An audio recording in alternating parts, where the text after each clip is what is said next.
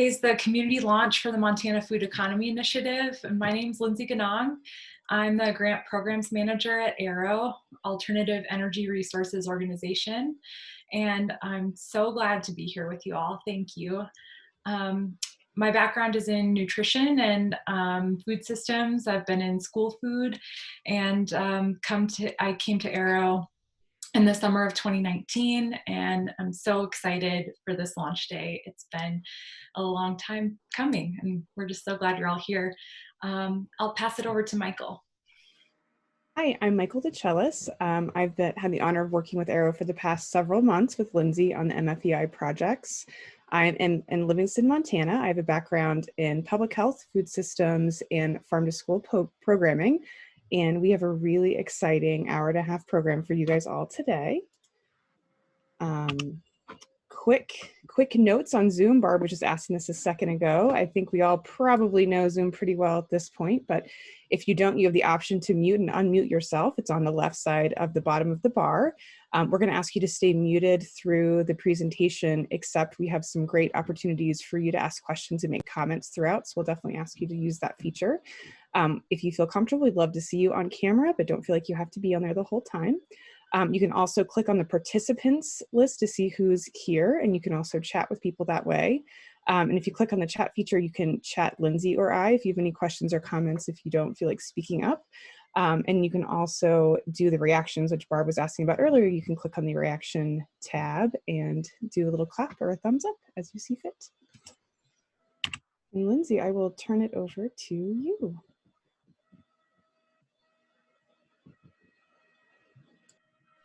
Excellent. Thanks, Michael. First, I want to share some gratitude with you all to the advisory board members that have come together to create the projects that we're going to share with you today and who have been working for months now to have something to offer you, and to the planning team that put together advisory board workshops, training, and also to Robin, who helped with the grant writing, and to our awesome funders, Western SARE, the Sustainable Agriculture Research and Education Fund, that is a fund of NEFA.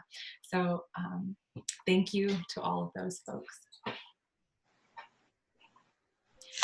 The future of sustainability is community, and what we mean by that is that our shared humanity is rooted in sustainability, the continuation of humans together. So I know that everybody here cares about mitigating climate change, local food, renewable resources, because we want to improve the quality of life for folks now and make a livable future. So inhabiting a space of connection is how AERO believes we're going to move forward with our sustainability goals as a community. And so that's what this project is all about. The advisory board began in the spring, late spring, early summer by establishing some values and what we mean by values are inviolable boundaries within which we operate while acting out our mission and ushering in our vision. So basically, establishing values and following those values leads to the outcomes that we hope for. And I want to share these values with you because they underlie the projects that we're offering, and really the spirit of the whole project and how we hope to work together with you all. So producer centrality, respecting food providers, land, water, and seed protectors, their perspectives and decision-making power. We began the grant writing process by inviting in 5 producers to join us in thinking about this project. Consumer engagement, inviting everyone who eats to engage in their food system, and that's all of us. And true diversity, from farm to advisory board to the grocery aisle. We wanted to create tangible, inclusive relationships across the entire food web because we believe it's critical to our mission and our vision. And boundless collaboration, building bridges to foster cross-sector partnerships, and then sharing those successes and our learning with one another. You'll see how that's going to happen throughout the project. Collective resilience, from individual to community to statewide. Our success is a reflection of each other's. Basically, we all succeed together. And my success is tied up in your success, so we're all here to help one another out. And so I hope that you will help hold me to those values and the advisory board to those values together.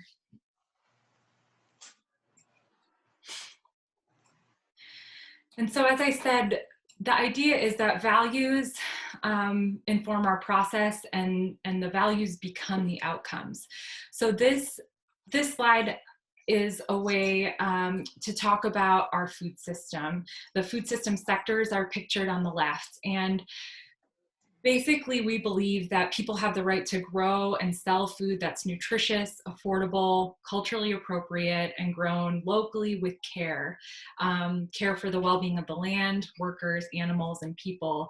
So what we mean by that is a right to define their own food and agricultural systems. And so the hope with MFEI is the Montana Food Economy Initiative is that we are kind of taking control of a part of our community food system so that it's really serving our communities that food that we want.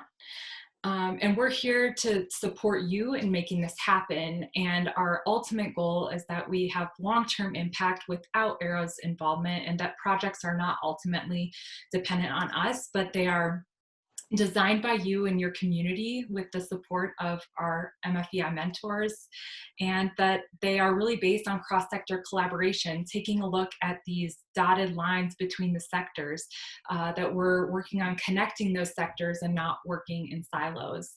And also they're in support of underrepresented communities, foster long-term impacts, and are replicable so that we can share them among Montana communities. And that they support local livelihoods and limit external inputs. So these are kind of the criteria we looked at in translating our values to the projects that we're offering you all today.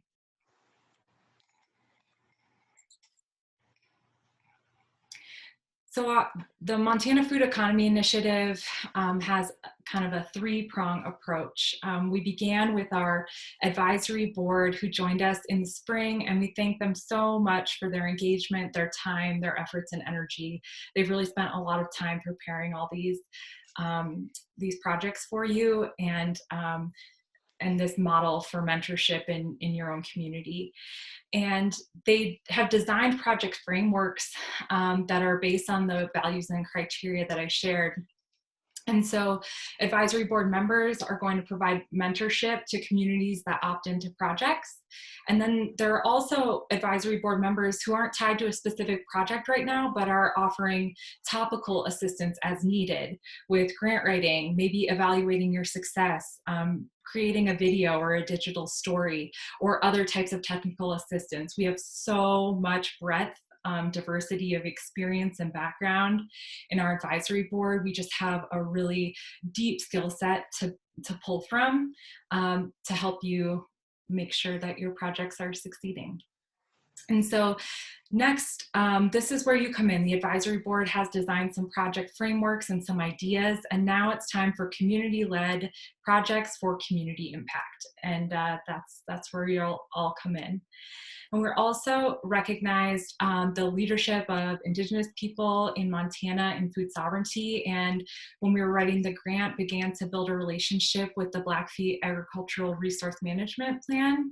And they're wanted to fund the implementation of the food sovereignty initiative that they're working on.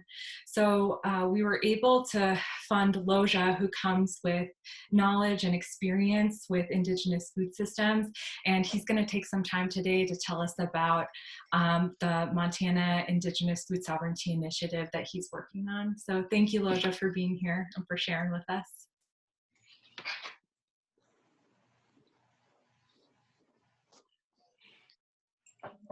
Yes, it's a pleasure. So thank you for your introduction, and I'm glad to be able to learn more about what's going on with this group of people and what's going on around Montana. And so I'll just give a little bit of background to where I'm coming from. I've grown up here on the Flathead Reservation, and I've also grown up spending my summers on the Blackfeet Reservation, and I have family on both sides on both reservations.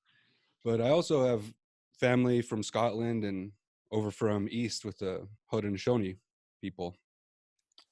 So I have a really diverse background, and my mom always taught me to value that and to learn from it. So that's really where I come from a very foundational point of view. And I've spent the last 3 years over in Syracuse, New York, working on a master's degree. And the program is called Sowing Synergy, and we're Robin Kimmer was one of the people that helped put it together. And one of the main goals was to try and understand what it means to have a biocultural restoration, or how do we bring culture and ecology into a framework where you're restoring both at the same time and they work with each other to help restore each other. And so a lot of it involved philosophy and trying to understand what a worldview is and what the research implications for this are and how we could actually bring this into natural science and maintain scientific rigor while also changing our methods and looking at how we fill this gap or this call for changing research methods and approaches to try and solve these really complex problems like climate change, like food sovereignty, I think is definitely right up there with how complex it can get and how many different systems are involved. And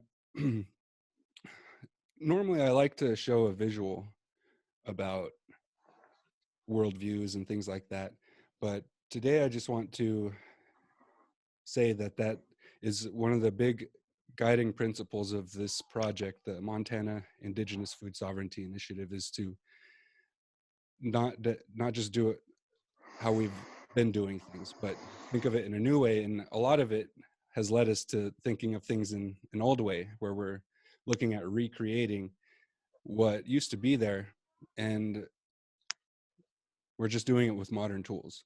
And we started off right from the beginning because a lot of this was built from the ground up from people talking on Zoom like we're doing right now. And that was a challenge for me to figure out how to do that and not let the awkwardness get to me. And I think that's something we can all relate to. But the beginnings of it, we didn't know what was going to happen. And eventually we all knew, though, that we needed to involve everyone in the community, and especially involving and encouraging young people to get not just involved, but involved in their own way. And that's going to be different from whether they're kids or they're teenagers in high school, or you're 20 something in college, or even 30 something in college. Or I met a lot of people at tribal colleges that are in their 50s or 60s, and they have a totally different viewpoint on the world, that worldview, but also they have a different set of needs. And so that was another thing, is realizing if we're going to do a statewide initiative, it has to be fundamentally built on that community grassroots vision, that we can't tell people what to do. We can't force people what to do. And so we figured, well, what can we do then? And one of the biggest things is to try and figure out what's actually happening and what people are doing. And until we know that, we will never be able to figure out what we can do and where we can help or what kind of work needs to be done. So that was the initial direction we took with the Montana Indigenous Food Sovereignty Initiative. And we thought of other names that we could call it, but inevitably we thought, well, that's just the most descriptive, and MFEI does have a decent ring to it, so we just rolled with it. And so MFEI was always built on the idea that we need to involve young people, and we also need to figure out what's happening in the community, or what's happening around Montana as far as food sovereignty initiatives go. So we spent a lot of time working on what our vision is and what our mission is and how we're going to do that, and figuring out why we're all individually involved, because we knew that eventually if things get tough or confusing, then going back to that why, knowing exactly why you're doing what you're doing, will help guide you through that kind of stuff. So we have a lot of that groundwork covered, and we built a lot of that, but just by talking a lot and figuring out what we're doing this for, and that eventually led us to a pretty solid point where we're at right now, which is working on solidifying and finishing our visual, what kind of branding and image we want to present when we do invite people and when we do start talking about what we're doing, which was really confusing, and we didn't quite know how we could help besides finding out and doing surveys across the state of Montana to look at what's happening in the community and figure out what people need most. And then to build a network and renew that old trade system online to then bring people together so then they can help each other fill those needs, and always trying to be practical about it. So always asking, so what can we do right now? And one of the recent things that has been being talked about a lot and sorted out a lot on our MFEI meetings is these seed bundles, which Jill Mackin at Montana State University in a lands project, she's been bringing that up a lot. And everyone I've talked to about it thinks it's just an amazing idea. And I really love the idea of bringing an ecological approach to it.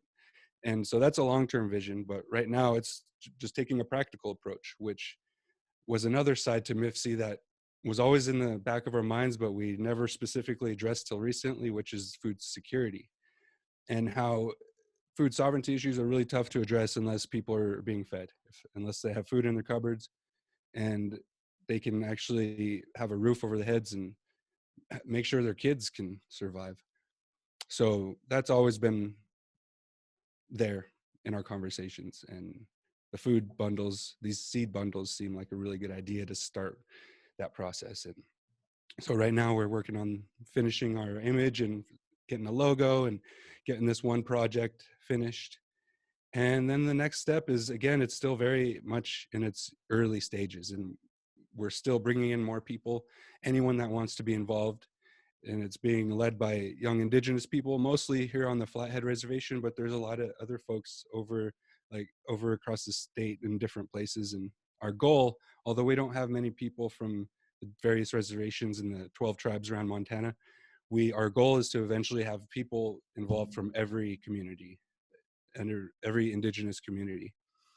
And I'm of the opinion that we're all Indigenous and we just need to learn where we come from and remember the knowledge and all that wisdom that our ancestors have, whether you're from Europe or from Asia or from Africa or from here.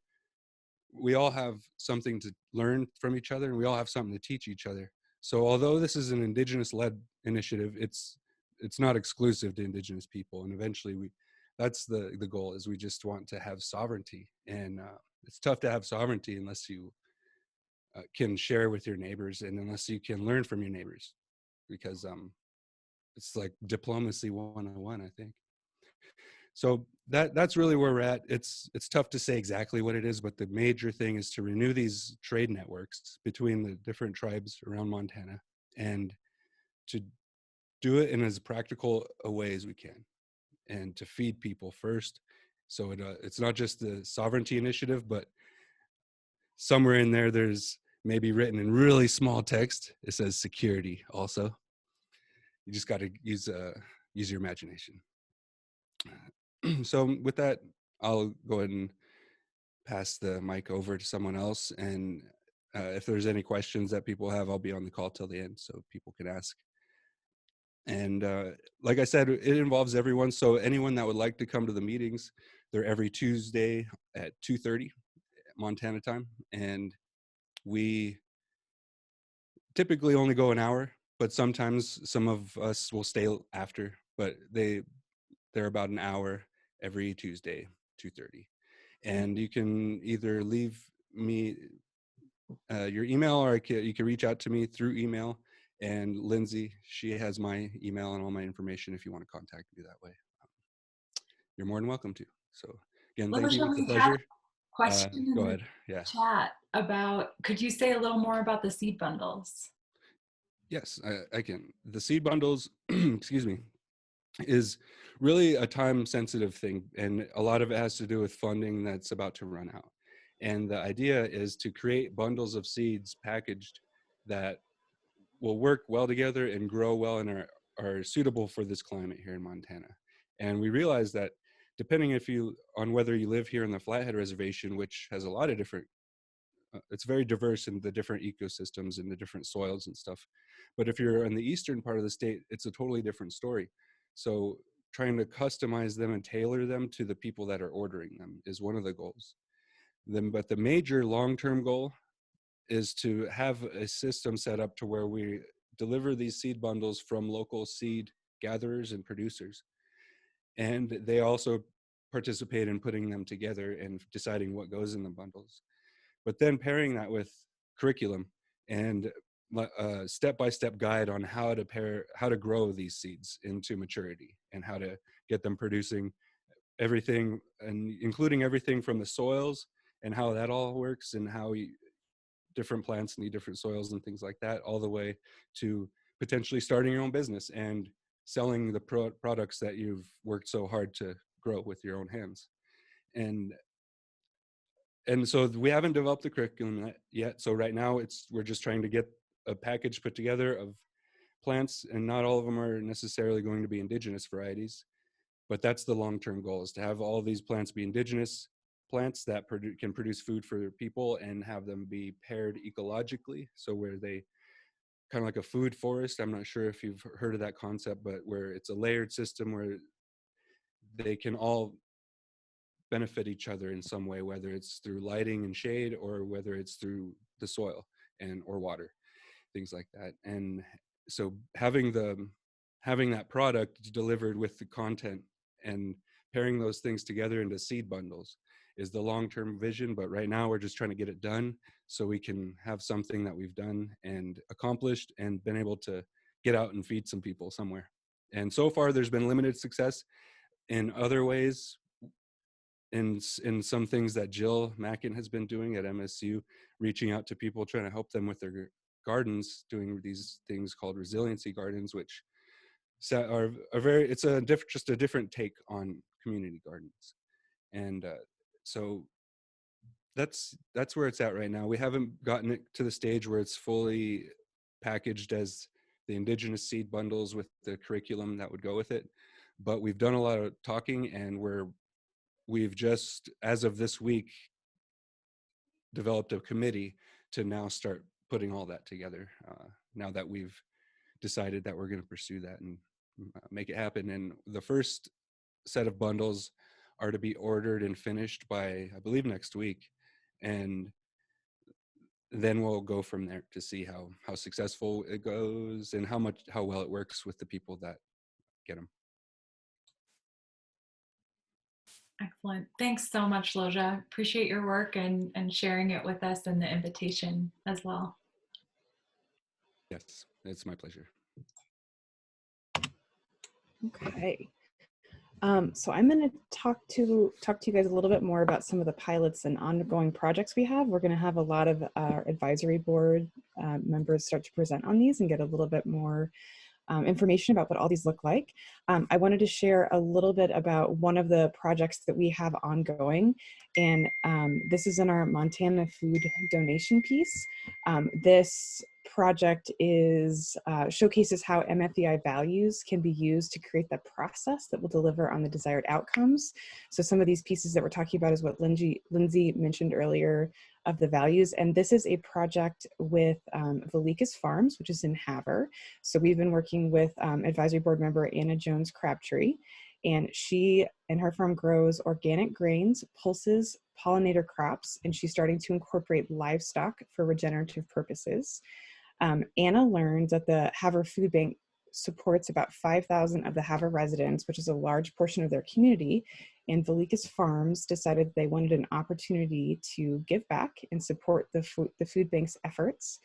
And so where we are in this project now is a good showcasing of the cross-sector collaboration. So Velikas Farms is the producer, so they're growing the food that will be donated, and they are partnering with HB Specialty Foods, which is the processor. And the processor is going to buy the products from Velikas, and then they are going to donate the cleaning, packaging, and delivering of the products. And then Havre Food Bank are the consumers, and they're going to be responsible for sharing these products with their clients. And this project supports underrepresented communities in the sense that many Havre Food Bank clients love to bake, and this donation would give them access to high quality organic whole grain flour and oats. In terms of fostering long-term impacts and replicability, this is in an idea stage now, but Montana Food Bank Network could backhaul pallets of flour, oats, or lentils from Havre after they drop off the Havre's order. And then Velicus Farm products could then be shared with pantries within the Montana Food Bank Network distribution system. And the Montana pantries can order the products and then receive deliveries through Montana Food Bank. So they're in kind of sharing the products and the produce from the Havre area.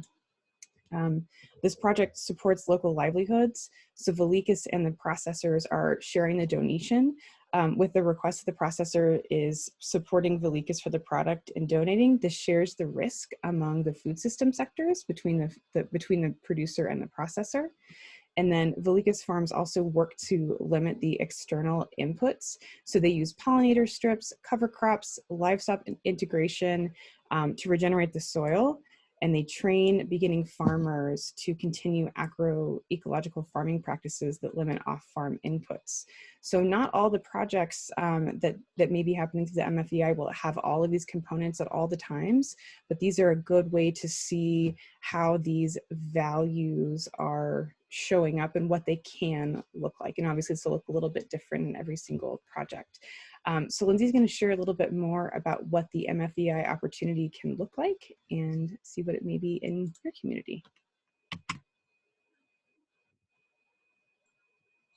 Excellent, thanks, Michael. So the opportunity for you all in your communities is to accept support from the Montana Food Economy Initiative, from our advisory board mentors, max $1,000 mini grants, to attend a digital storytelling workshop that's coming up in January, receive facilitation training to run meetings in your own community, and develop your community leadership skills. In the previous versions of the Montana Food Economy Initiative, which Kalina was involved with, and Kate Burnaby-Wright, thank you for your work on those. We heard from communities that they wanted support in learning how to facilitate meetings, and they wanted leadership development. So that's something we're really trying to offer you all through advisory board mentorship and other workshops from the ARROW staff.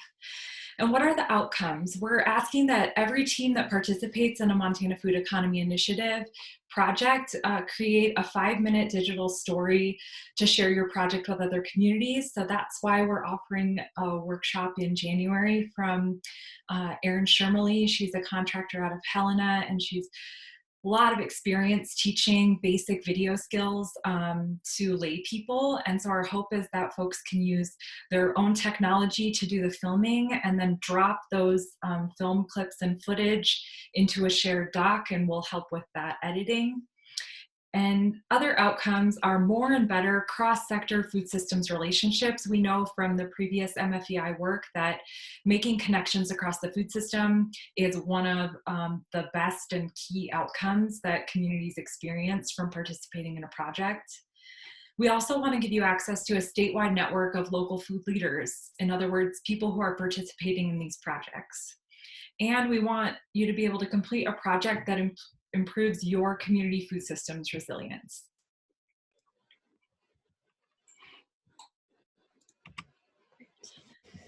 So in terms of, oh, go ahead. Oops, sorry, it's you. So the basic timeline is beginning with community launch today. You'll have 10 days to complete interest forms for the project you're interested in, and they're on the MFEI website. And so that deadline's Sunday, December 13th, and then that gives us 10 days to review interest forms with the mentorship teams and match each team with a mentor. And if we have way too many, we might have to make some prioritizing decisions, but we're hoping that we have the resources to serve everyone that asks. So in January through May, you'll work with your team to complete a project, which includes requesting support, technical assistance, mini grants, and crafting your digital story. And then in May, we'll all come together again to share everyone's videos and get to spend some time together, because that's the best part of all this, is learning from one another, getting to know each other, and knowing that we're all working together on these kinds of projects. So if you're curious about how to opt in, on the Arrow website, there are some interest forms about each one of the different project types that we'll talk a little bit more about. These interest forms will help Arrow and advisory board members get a sense of the locations and the types of projects that you're interested in doing. And so we'll review these forms and start grouping up and seeing what everything looks like. And we'll be notifying everyone kind of what the next steps are by December 23rd. As Lindsay mentioned, big training opportunity on the 15th of January for digital storytelling. And then you'll start meeting with your team in early January once you're assigned. Okay. And I think, Lindsay, you're going to start getting us kicked off into our projects. Exactly. So these are the 5 project frameworks that we've developed with the advisory board. And we get to begin by learning about the community food system assessment offering. And Todd has experience working in the North Flathead region on an MFEI project 2016 through 19. He's at Two Bear Farm with his wife, Rebecca, and really takes a lot of time and thought and care in serving not just his farm, but the whole community, and just brought a lot of experience and really like compassion to building this food system assessment framework. So we're super grateful to have Todd on the team, and I'm going to hand it over to him to explain what this project's all about. Thanks, Lindsay.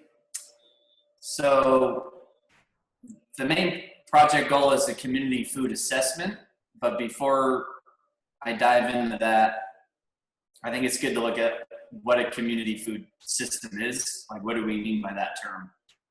And so we know a food system in general is a system that moves food from its origin onto the consumer and then on past the consumer to its end use.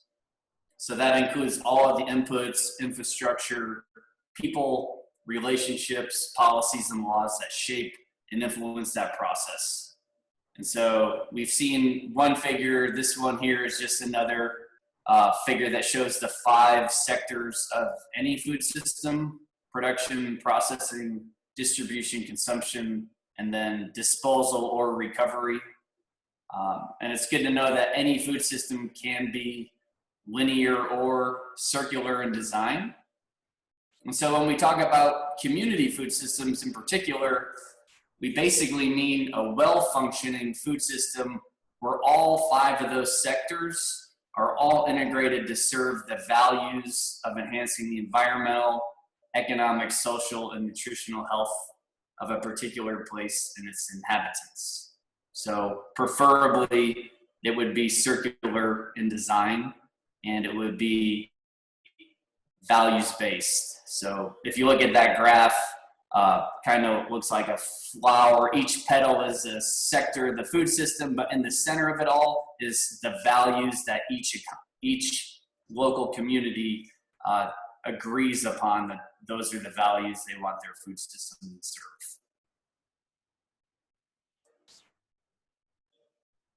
So when we get to the community food assessment, anybody who is interested, basically you're going to look at the food system that's in your town or your community, right? What does it look like? Where does your food come from? Does everyone have access to it? Who produced it? Who delivered it? Who sold it to you? Is it fresh? Is it nutritious? Are you satisfied with it? Do you see any issues or opportunities that you think should be addressed? And basically, the assessment is an opportunity to sit down with other members of your community to discuss any ideas and opportunities you see.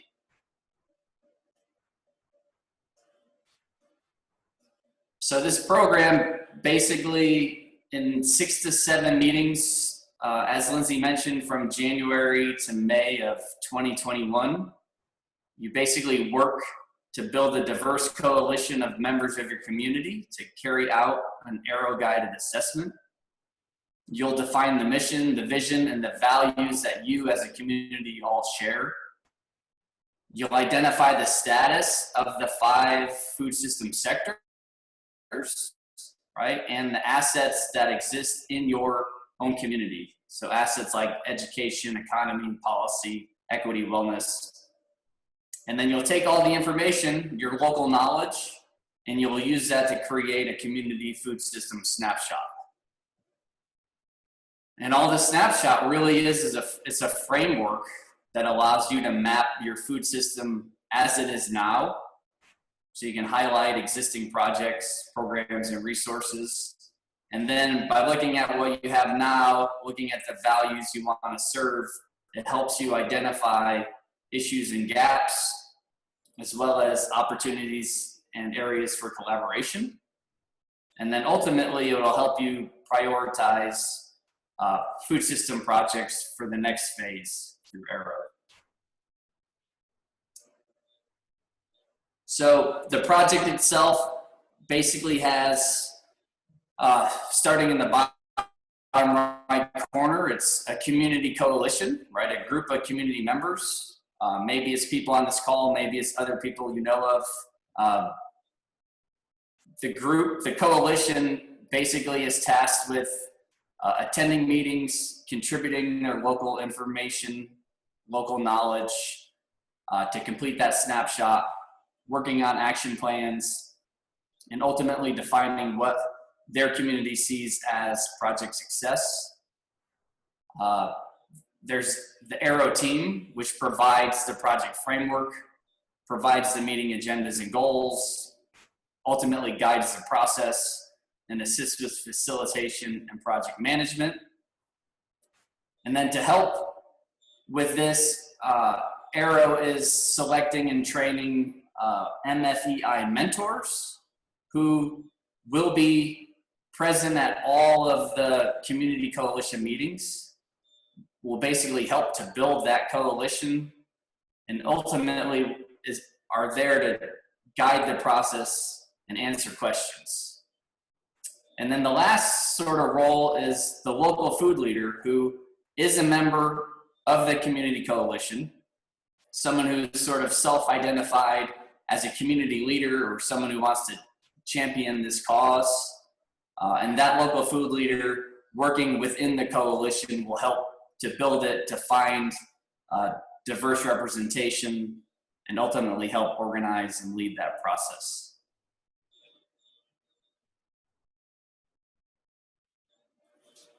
So I think if you're looking at the project and wondering if it's something that's right for you and your community, some things you should think about is there community leadership, right?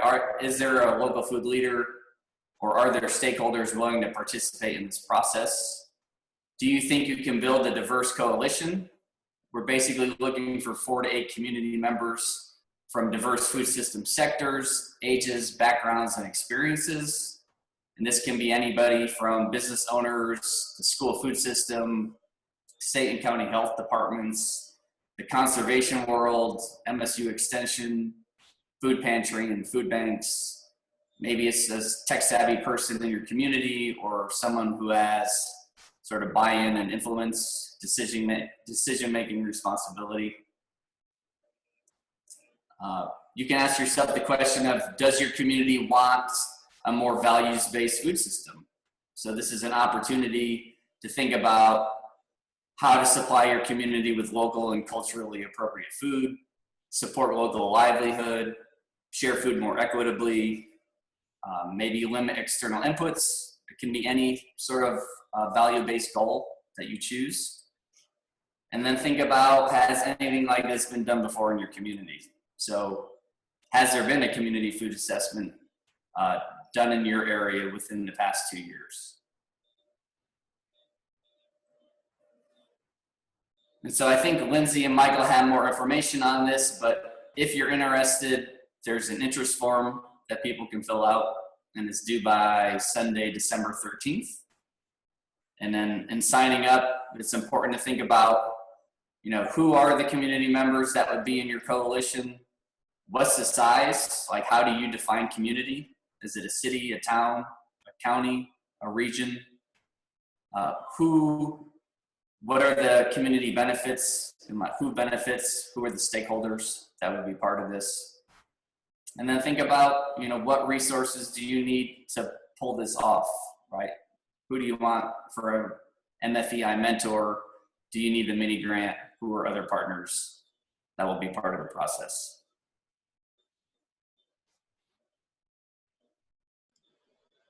Thank you, Todd. That's it for that project. Yeah. Awesome. I think we have a few minutes for questions from the audience. You're welcome to unmute yourself, ask questions, or pop them in the chat box.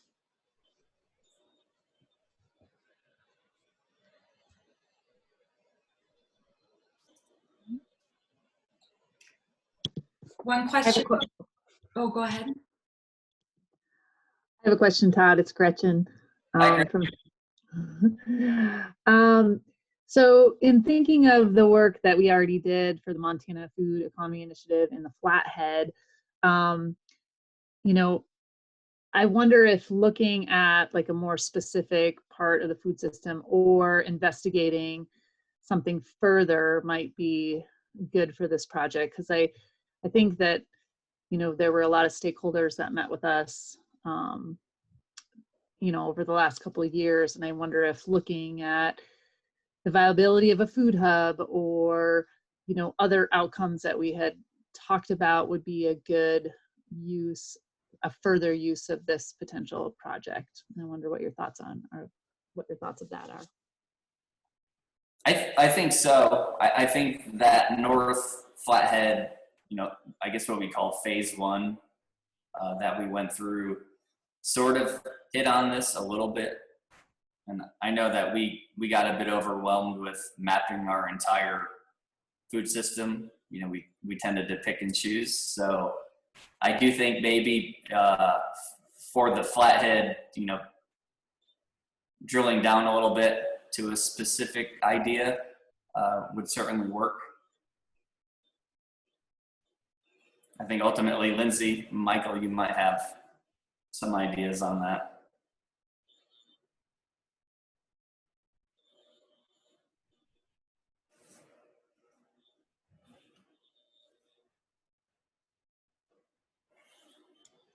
Lindsay, I don't have enough knowledge from the before times to weigh in on that piece.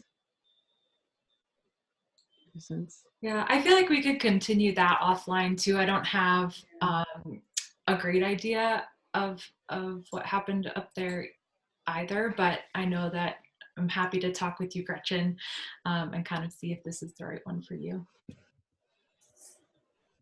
I just want to say Max Melton mentioned the timeline seems quick if there isn't a core group already talking, and Lindsay just said that that's true. The first two meetings are dedicated to building coalition and a process we've outlined. We also have been building project frameworks with Todd's support, and we have meetings and agendas and a lot of information outlined. So even if you were to start this process, we provide a lot of information and a lot of support to get moving. So if you can find the interested participants and parties, we can move you forward relatively quickly as long as you're able to meet with your different community teams. And we can definitely show you what those look like if you have communities that are interested in seeing kind of what some of those materials are. And I think it's important to note that the work that we did in the Flathead, really the biggest outcome from it was we just laid the groundwork.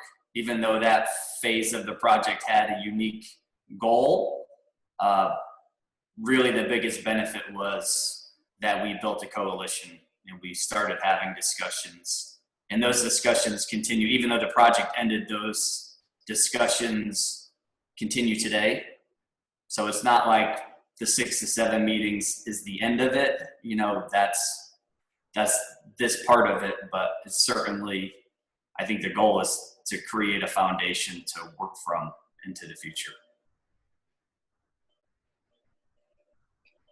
Great. Thank you, Todd, for presenting and for all the work you put into building the assessment. I think the last thing I'd like to mention about the community food system assessment is that on this website here, I'll share in the chat, our MFEI page on the Arrow website. The community food system assessment is one of the projects where we created an outreach flyer. So if you're trying to start building a team, a coalition, a work group, whatever you want to call it, it kind of gives outline of what's the timeline, what's the possible time commitment, what are the different roles that folks might take on a team. And so that's just a tool there to help you start building that coalition today, if that's the project you're interested in. And as promised, I will paste that in the chat box. And our next project is Montana Food Processing and Marketing. So we have an awesome team of Dr. Kuo and Edwin Allen from the MSU Food Product Development Lab, and also Bob Quinn with us on this team, with expertise and background in setting up small-scale food processing. And they're going to share with you the kind of depth and breadth of all the things that they could offer a team interested in bringing a food product to market or assessing the market, and a product that also supports sustainability on the land. So we're so grateful for all the work you've put into this framework, and really excited to hear more. Hi, everyone. My name is Wang Yuan Kuo. I'm an assistant professor of food science and also the director of MSU Food Product Development Lab that Lindsay just mentioned. So our lab focuses on food product development, but our major goal is to develop products that are sustainable, meaning it's healthy for both humans and the earth. And for that focus, we have a lot of work that surrounds specialty crops, because we believe that specialty crops promote more healthful landscape by diversify our agricultural landscape. So currently our lab focuses on 3 kinds of specialty crops. One is pulse, including lentils, chickpeas, or dry peas. And the other one is hemp. It's gaining more traction these days. And the third one is cold hardy specialty fruit crops, such as haskellats, if you haven't heard about it. So in terms of pulses, we have collaborated, for example, with Timeless Seeds on developing lentil crackers made in Montana. And we're currently also working with some stakeholders in Montana on pulse production and selling to focus on the culinary properties and nutrition quality of pulse crops. Basically how well it cooks, how well it tastes, and how good it's so compared to some other more competitive pulse crops from other regions such as Washington. And we also are exploring its potential to be made into extruded products. So if you haven't heard about extrusion, I can imagine it's a very, very big, gigantic Play-Doh that you feed the seeds like corn or rice, or in this case it's pulses, into the feeder, and you start mixing, cooking in a short amount of time, generating high shear force and cooking. So to, in the end, mold it to make pasta or breakfast cereals or Cheetos. So these are some product development potentials that we want to apply to pulse crops. And so we also work with Western Agriculture Research Center that try to domesticate some cold hardy fruits, such as haskellats, Saskatoon, sour cherries, or black currants. So they try to domesticate, they try to grow it and domesticate it. We try to add value to it. For example, making it into juice or freeze dry. And this part we work with the Mission Mountain Food Enterprise Center. Recently just finished one Western States proposal. And the third focus that we have for specialty crop is hemp. So for example, we work with the Ravalli County Food and Agriculture Extension to evaluate the consumers' acceptance and market potential of hemp flour infused safflower oil. And we're also looking into making extruded hemp snacks or hemp pasta, anything that can add value to hemps. So that's the specialty crops. And if you want to advance to the next slide. Another focus of our lab is indigenous foods. So we want to use our food science knowledge and expertise and all the infrastructure like the value-added processing, extrusion, or food product development, benchtop recipe formulation to support indigenous food sovereignty by adding value to native food. So if you want to go to the, I think there should be more words. Yeah, thank you. So you can continue. So one partner that we already established work with is Confederated Salish and Kootenai Tribes. Currently, we work with the Salish and Kootenai College Business Program and partnering their business students with our food science student in developing native food products, such as using the flathead lake trout. So the Salish Kootenai fishery, they harvest the invasive species, the lake trout, to balance the ecosystem. So we came in to try to further add value to their lake trout fillet and make it into smoked lake trout product or further into trout taco to promote it. We're also collaborating with some tribal ranchers in the region to develop bison dry meat, because our tribal stakeholders told us that dry meat is very culturally appropriate and also nutritious food products that's hard to make. It takes days and hours. So if we can have food enterprise supporting the dry meat product development and production, that would be ideal. And we're also trying to make it from tribal ranch to tribal school of this bison dry meat. And next, please. Another indigenous food scope that we work on is international. So we have been in the last 2 years work with Senegal smallholder women farmers in the Kaffrine region. And we use their indigenous fruit crops, including cowpeas and baobab, which is a wild fruit tree that cannot be domesticated. So using this indigenous ingredient to develop children's nutrition bar, we call it Bon Bon Bui. Actually, it's named by the smallholder women farmers. And it brings not only nutrition, but also food heritage and the care for the indigenous wild plants and wildland. So currently, we're expanding our partnership with the women farmers to also the school children, so that because the children's, they can only, not only they can enjoy the Bon Bon Bui delicious nutrition bar, but also we can try to engage them into understanding more the importance of indigenous food by engaging them in food entrepreneurship and learning. So that's our scope. So if any individual or communities that are interested in either specialty crops or the indigenous food, both in the domestic scale or international scale, feel free to reach out to us, that we're happy to partner and explore ways that we can use food science to support food sovereignty. Next.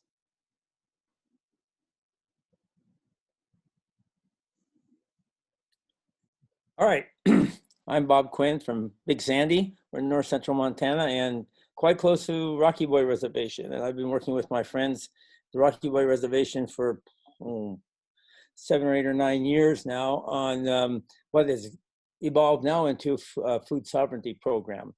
And what we've been experimenting lately is growing of ancient wheat that we sell under the trademark, but it'll be their project, so it won't be into our project of sending this out over the country or overseas or anything. But we have helped them convert 500 acres of their farm, Dry Forks Farm at Rocky Boy, to a certified organic system. And on that certified organic system, we'll be planting this ancient grain. It looks like this. I always carry some in my hat. You can see it's a giant wheat.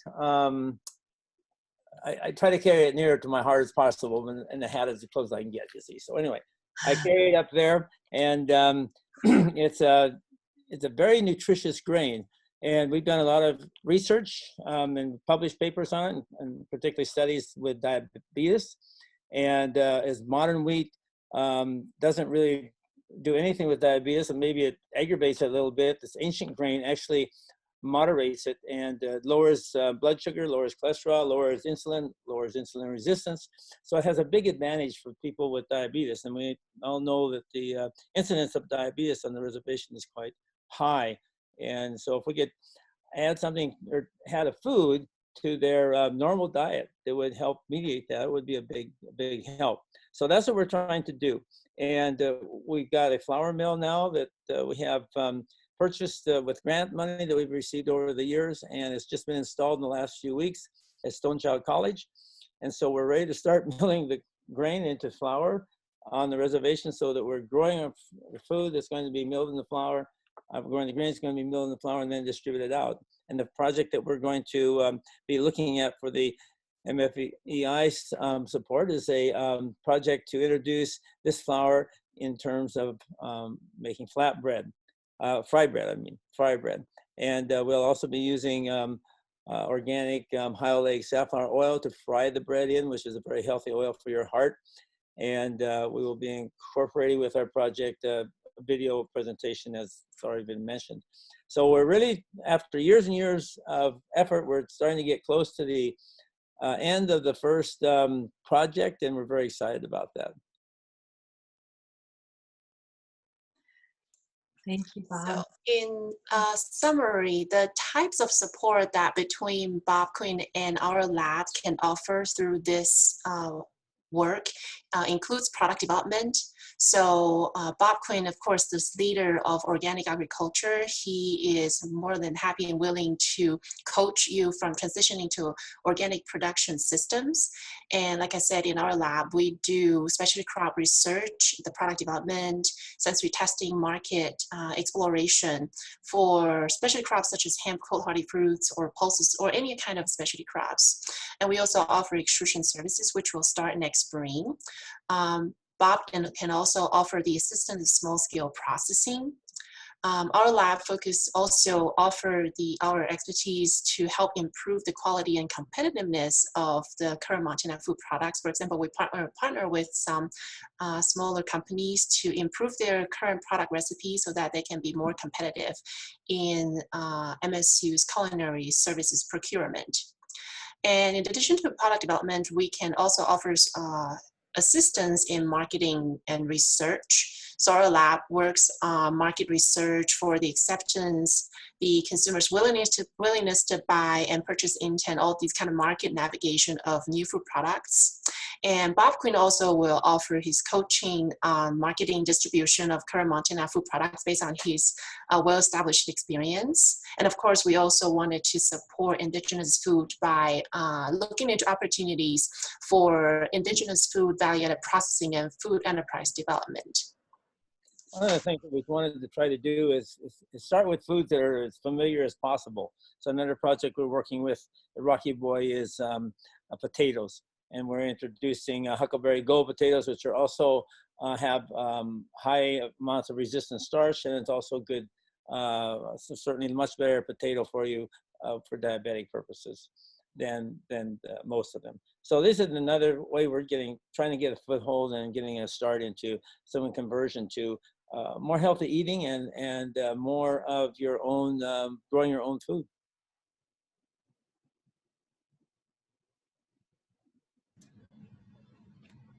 And similar to how we were mentioning about some of our other projects, opting in, here are some things to think about, maybe which areas of support might you be interested in. Who needs to be on your team? Do you need to find a producer, a processor? Just starting to think about how to put that all together. And then we have this Montana food processing and marketing form that we'll send a link to later that you can fill out, and I'll help you understand a little bit more about what your project looks like. And here are these dates again: December 13th, form completed, and we'll get back to you by the 23rd. I'm sure you've heard that a lot by now. Okay. And then I think we are moving on to early care and education. Yeah, I'd like to thank Kay Matsunami. She's the local food specialist at National Center for Appropriate Technology and has brought really the whole framework for this project and the idea. And so I'm excited for you to hear right from her what we can offer, and I'm really grateful for all the time she's put in developing this framework. Thanks, Kay. Thanks, Lindsay. So the Early Care and Education, or ECE, and Local Foods Project, in a nutshell, is really a project that aims to support farm to early care programming in your community. So some of you might be wondering, what is farm to early care?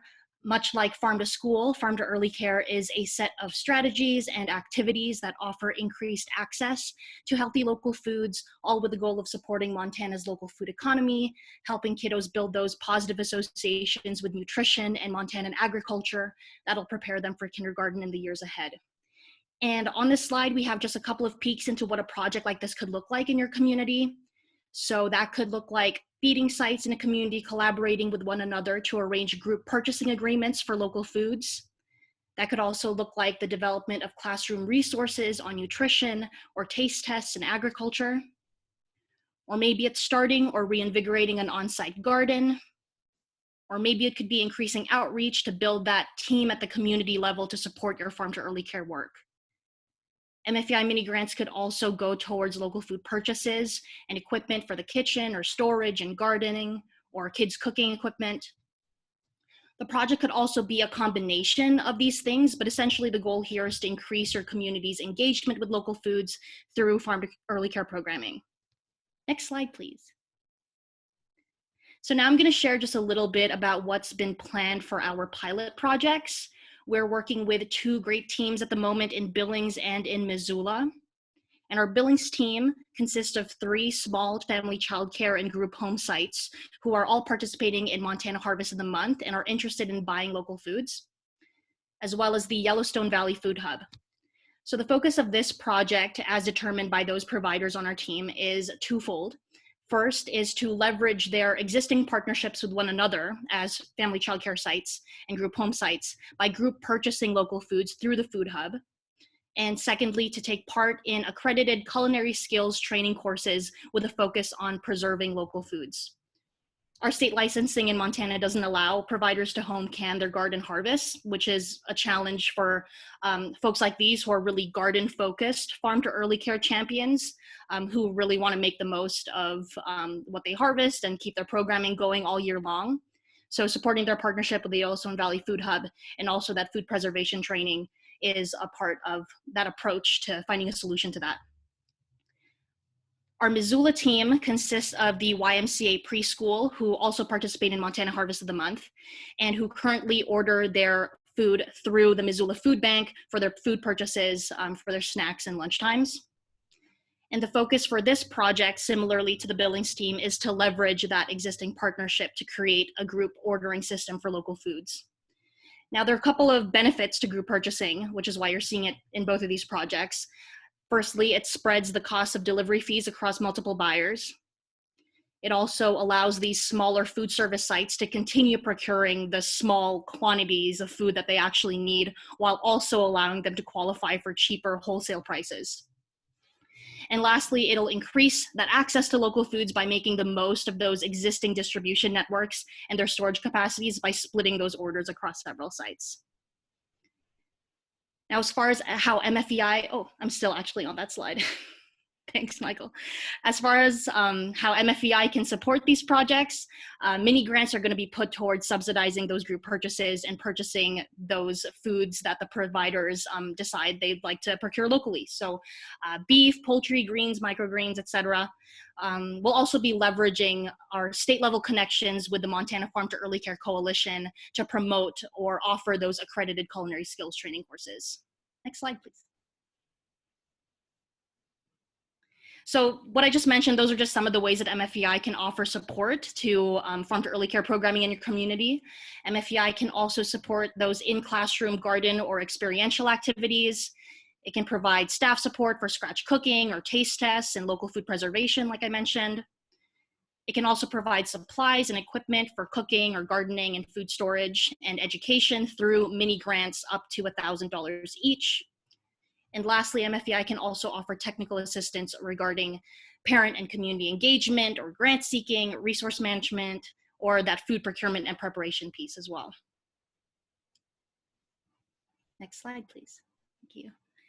So now on to whether this project is right for you. The first question would be, are you or do you partner with a staff member or an owner of an early care site?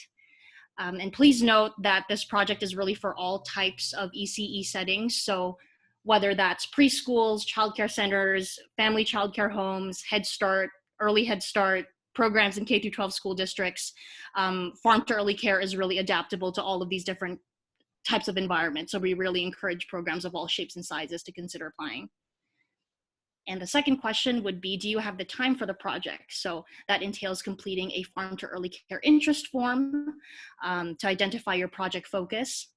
That also would entail monthly meetings from January to May and attendance at a digital storytelling workshop on January 15th.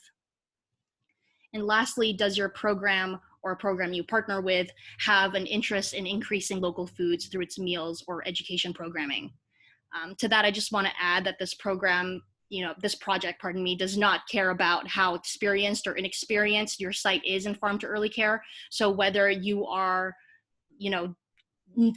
new to the concept of farm to ECE but interested, or whether you've had a garden for years, or maybe you're already working with local producers to procure your food items, wherever you are on your journey, the project is really for anyone along that spectrum. Last slide, please.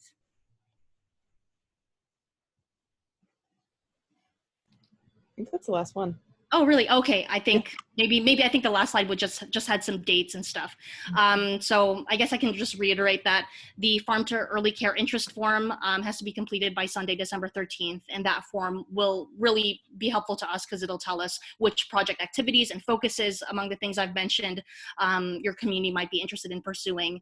It'll also give us a sense of geographically which centers or which feeding sites and community partners could partner up for any group purchasing kind of approaches to a project like this. So yeah, that's me. Excellent. Any questions for Kay about Farm to ECE?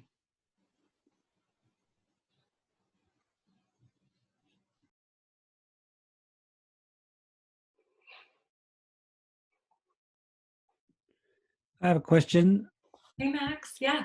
Is there I mean, I don't have any connections with these kind of sites, but in thinking about this for Helena, there could be some people in Helena that would be perfect for this, but I wouldn't even know how to find them. And are there networks of these places that you guys already know about? Are you recruiting places where you know that there's already an interest? Yeah, so thanks for your question, Max. So my role, part of my role is also to be the coordinator for Montana's Harvest of the Month program for early care. So we have about 45 sites registered right now for the current program year across Montana for early care. And some Helena sites, I believe, are a part of that as well. So I could definitely reach out to you. I'm actually an outgoing person in my role at NCAT. My successor is Lizzie Gill. So you guys will hear from her if you'll be interfacing with my position, but either I or Lizzie can get in touch with you, Max, and just kind of let you know which Helena sites are participating in Harvest of the Month for early care. But yeah, I'm glad you're mentioning that. Actually, the Helena Food Share was our pilot site for Harvest of the Month's business and community program, as participating as a food pantry, of course. So they're a really great partner, and so it's kind of exciting to think about something like this happening in Helena and Helena Food Share being involved. So yeah, maybe after this, Lindsay and Michael, you guys can connect us both via email and I'll shoot some names over. Great, thanks.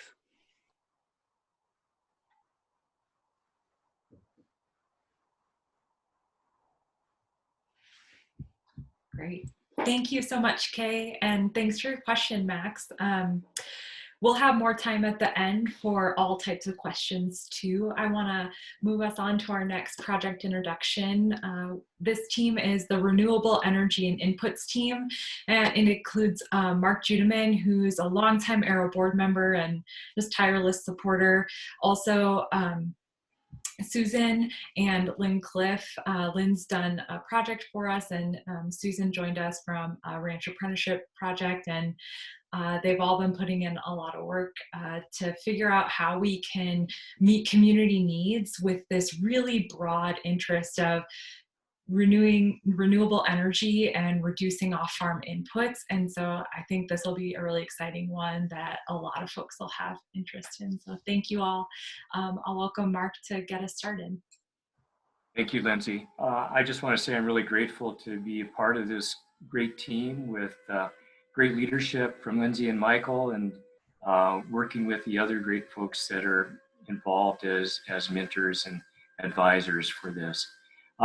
So renewable energy and inputs, to make a really sustainable system, you need to reduce your off-farm or your off-project inputs for both environmental sustainability, but also economic sustainability. I'm sure there are lots of people here already on the call who know this, so we would like to support those efforts as well. I think on the next slide, Lynn's going to talk a little bit about the biochar project, and that'll give an example of kind of what we're talking about. Good evening, everybody. This is Lynn Cliff. One of the projects that I chose was to create a do-it-yourself biochar kiln. I've been educating myself on biochar, for the past few months. So it's some really great stuff that you can use in different areas. One of the areas that I've decided to use biochar was to add as a soil amendment to help improve production and yield production and produce. So, just one of the things that we started in our community is community gardens. So we work with the Red Paint Creek community, which is located in Lodgepole, Montana on the Fort Belknap Indian Reservation. And, just some of the pictures, just looking at some of the pictures, I've created the kiln out of a 55-gallon metal barrel. So you basically cut off the top, and then that's your lid.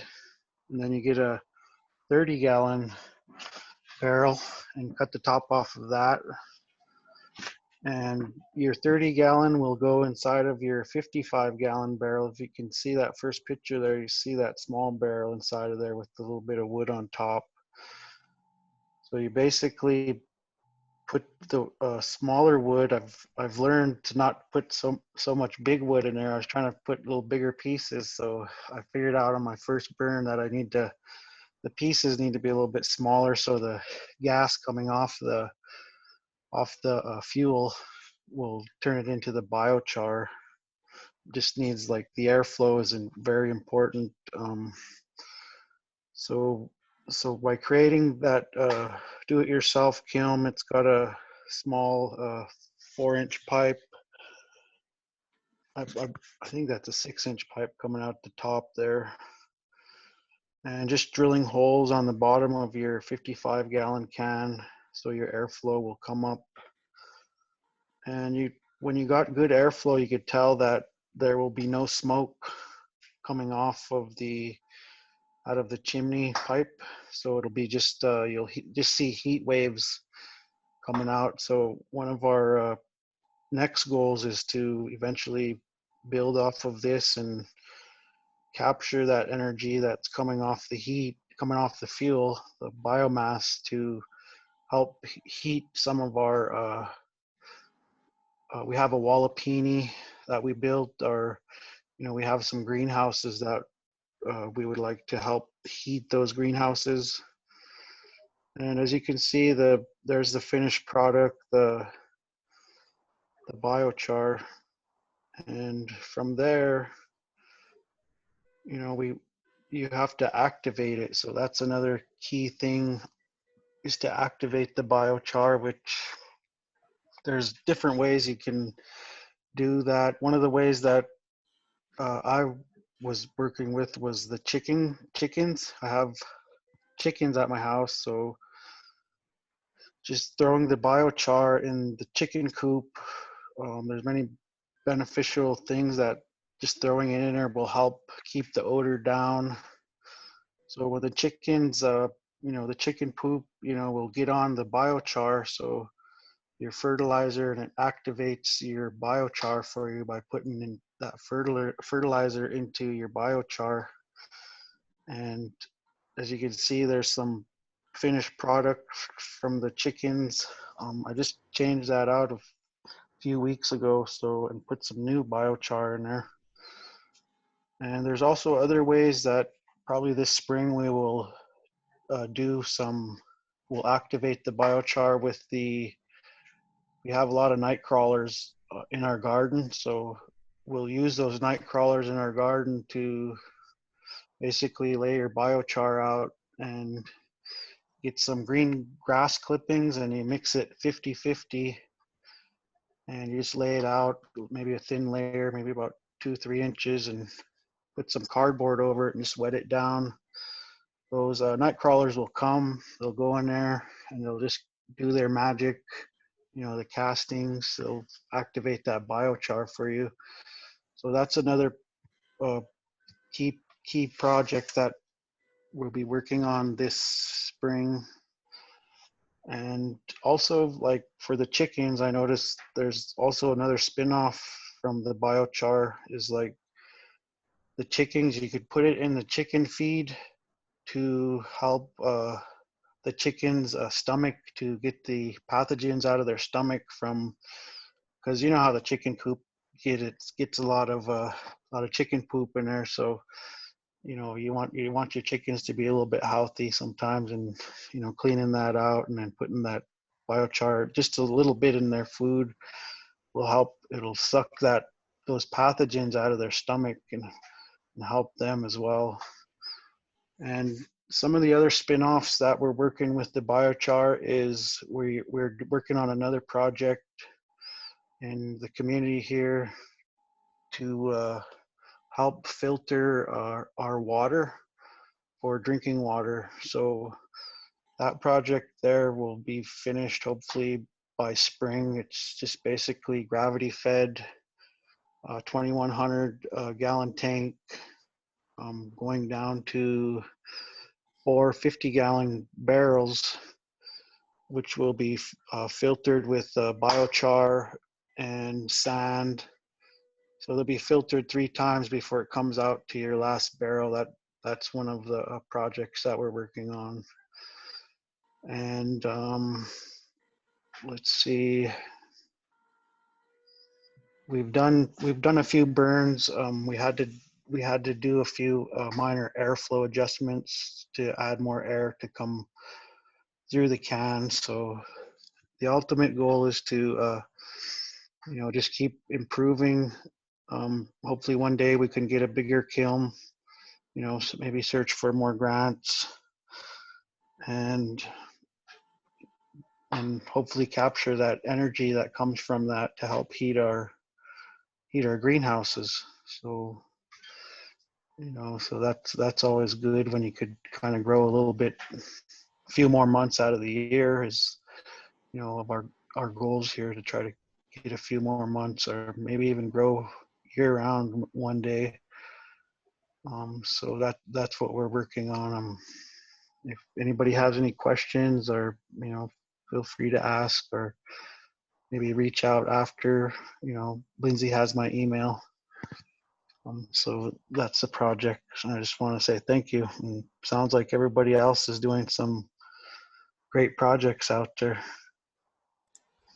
Thank you, Wincliffe. I see that John Brown had his hand raised. John, do you want to ask a quick question? Yeah, I do. Lynn, great project you're working on there, and I see that your wood is all barkless. Is there a reason for that? Actually, I have a sawmill. So I have my own sawmill. I have a lot of scrap stuff that I just, end pieces you cut off. So that's why it's pretty high quality, I would say, biomass, because it comes from my sawmill. But we do have a lot of, I live here in the Little Rocky Mountains on the north central slope. So we do have a lot of pine. So I'll go collect like branches and stuff. So there is a lot of biomass up this way. Okay, thanks. I was just wondering if there was it was a matter of convenience and not of design. Yep, thanks. Yeah.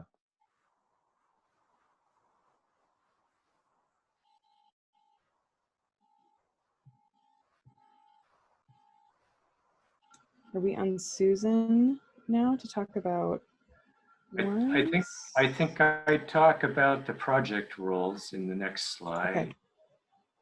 You are on that. Okay. Here we go. Yeah, project roles. And I think you've seen this or a version of this previously as well. It's key to have a local food leader, self-identified, part of the community coalition, to help build that coalition and acts as a project manager to organize and lead the process. And And then the community coalition itself is a diverse group of community members. They must be committed to attending the meetings, contributing information and ideas, work on action plans, and help define the project success.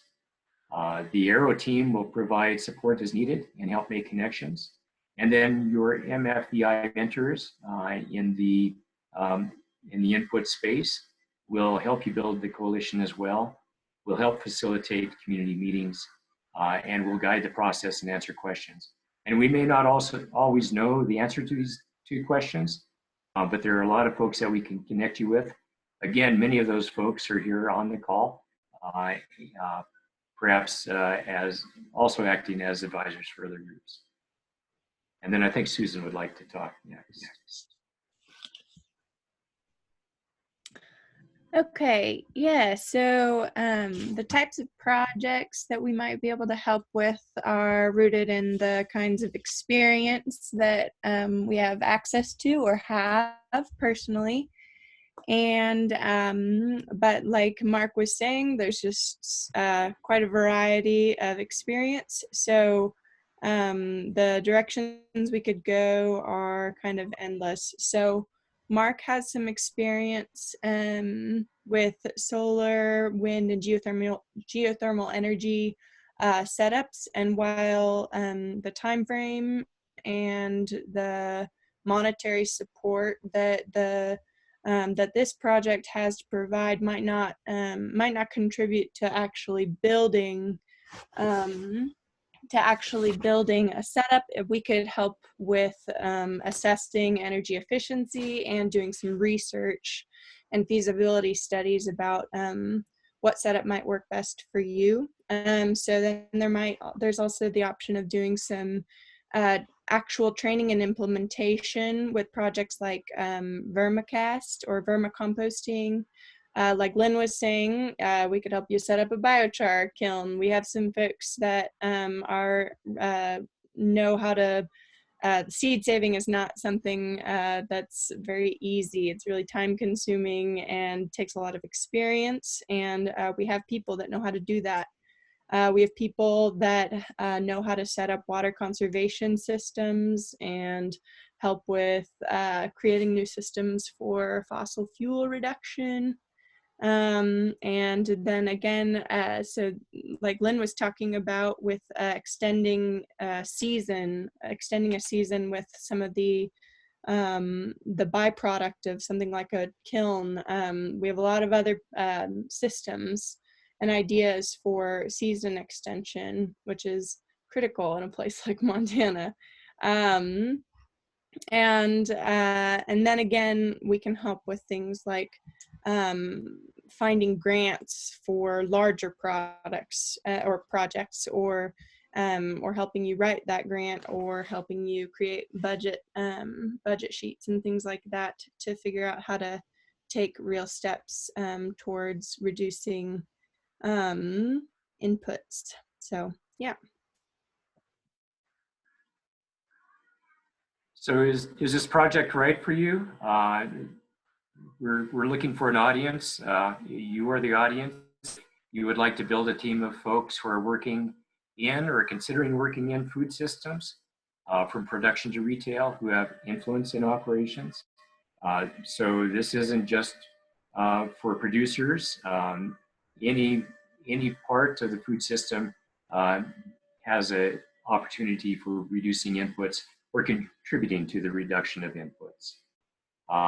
Time commitment wise, you are somebody who has who can complete the interest form to identify a project focus by December 13. You have time for minimum monthly remote meetings from January to May, and you're available to attend the digital storytelling workshop on January 15th. And you are somebody who has an interest in decreasing outside inputs, whether they're for fertility or for energy. Excellent. Thank you. Because of time, you've all been so patient. I'd love to move on to the next project, and then we can take more questions at the end.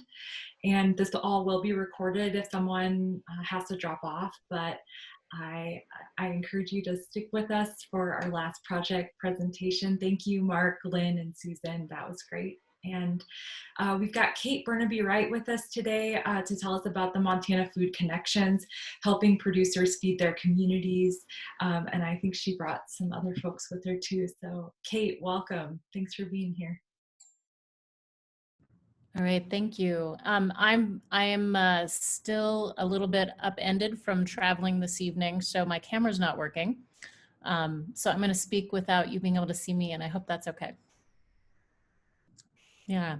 So this project came about, as this slide said, mostly from a desire to find new ways and new pathways to get local food that we are growing and producing in Montana to places that can't always afford it, or that it's hard for a producer to afford to just give the food away, because that's a lot of time and inputs.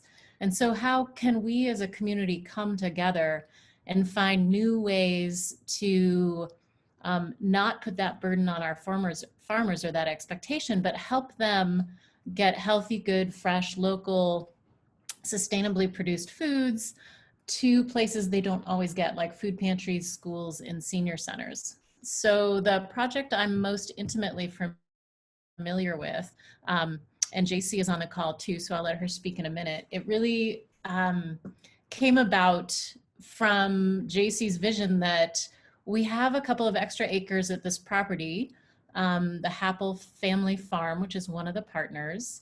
And what if we tried to find a way to grow them where we had volunteers involved? That brings our labor costs down, but it also strengthens community by giving people a meaningful opportunity to come together around the growing of food. So it increases awareness and understanding of food systems at the same time, and ideally increases food security by helping that food get to the food bank. So long story short, and JC can offer a few more details, although I don't know how much time we have for that. They prepared these acres, planted, we had about, I think they had about 2.5 acres. We had volunteer parties go out and both help weed and harvest. There was definitely a lot of buzz around the harvest part of it. There was a beautiful story that was in the Chronicle, which helped us get to, I think it was close to 170 volunteers helping pull carrots out, and 30,000 pounds of carrots, which are now being transported at this point primarily to the food bank, about 600 pounds a week for the food bank and 25 pounds a week for Fork and Spoon, our pay-as-you-can restaurant here in town that is attached to the food bank, connected. And then there's some question of, in order to help subsidize the growing of these carrots, can some of these be sold at a premium? So I would say this is a pilot project trying to figure out a way to make this work where the burden of organizing on the farmer isn't too high, because there were a lot of players involved. Gallatin Valley Land Trust, the Happel Family Farm, the Gallatin Valley Food Bank helped run the volunteers through there, but there was there was just a lot of players that came together to make the logistics work and get the word out.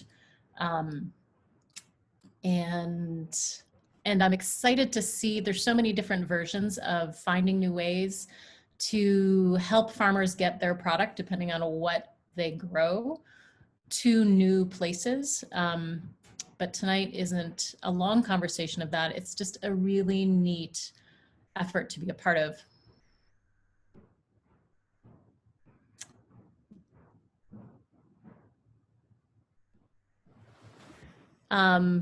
And then this project, I don't know that I was going to be speaking to it, and it was described so beautifully early on.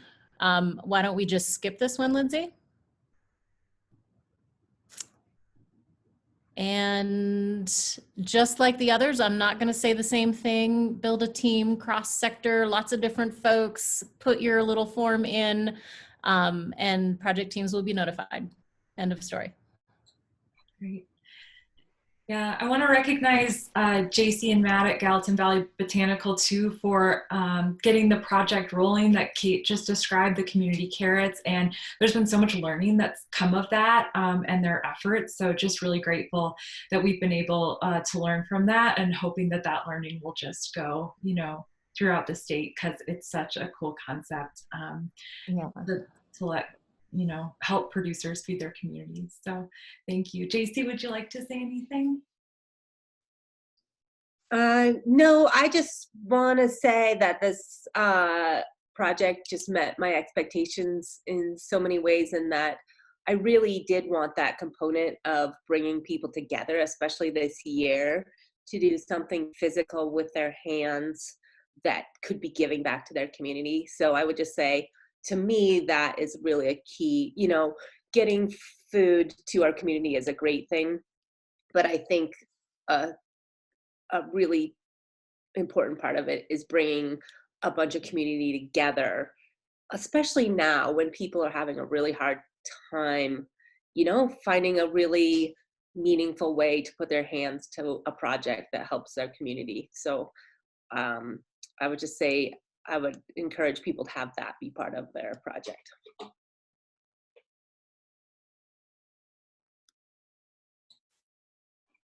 Excellent. So with that, we've introduced every project and said the deadline multiple times. I bet everyone knows the deadline, December 13th, right? To apply interest in a project. And now I'd like to keep the line open for a bit for some question and answer. But before we do that, Michael, can you just advance to the next slide?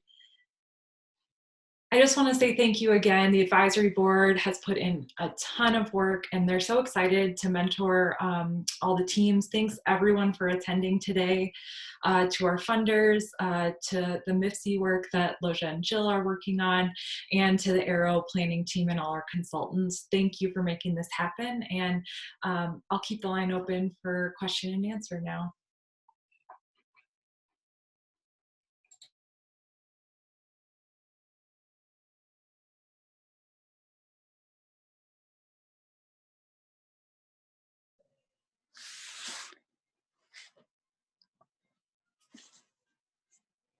Hey, Lindsay, it's Abby. I just have a quick question about how you will follow up with the people who attended this evening. Will we get this information in an email and the interests, the links to the forums and these project groups? Sure. Yeah, I'll send up a follow-up tomorrow. I'll also get the recording up on the MFEI webpage on Arrow's website. And basically in the follow-up email to everyone who registered, we'll just include that same link to the MFEI page. And if you scroll down, each project is described with a button that says interest form, and that's where you can fill out. It's probably best to prioritize one project you know, per applicant, so that we can kind of spread our resources among, you know, throughout the state. And we're also, you know, if we come to a point where we have to prioritize projects, we really want to support folks that are willing to build kind of a diverse team and who really like embody the values that we started with at the beginning. So try to think through those things as you're completing your interest form, and that'll help us to match folks up and prioritize if we need to. So thanks for your question, Abby. Mm-hmm. Thanks. Good to see you. You too.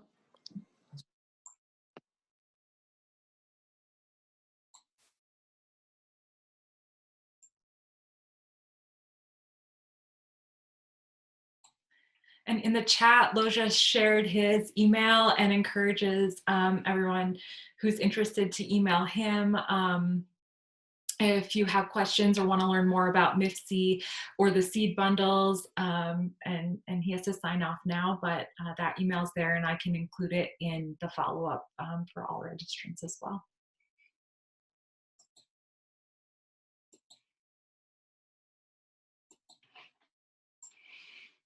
Excellent, folks. Well, I think, you know, just taking a moment to recognize all the hard work that went in to get us to this point, and the really exciting things that are already happening all throughout the state that you know, our advisory board mentors and communities are doing. It really is just, as JC said, in a year that's super hard, it's so nice to know that those things are all happening. So thanks for everything you're doing, and I really hope we get to work together. Thank you, Lindsay. Yeah, thanks, Mark. Thanks, presenters. Thank you. Thank you. Yeah, thanks, Susan. See you later. Thanks, Lindsay.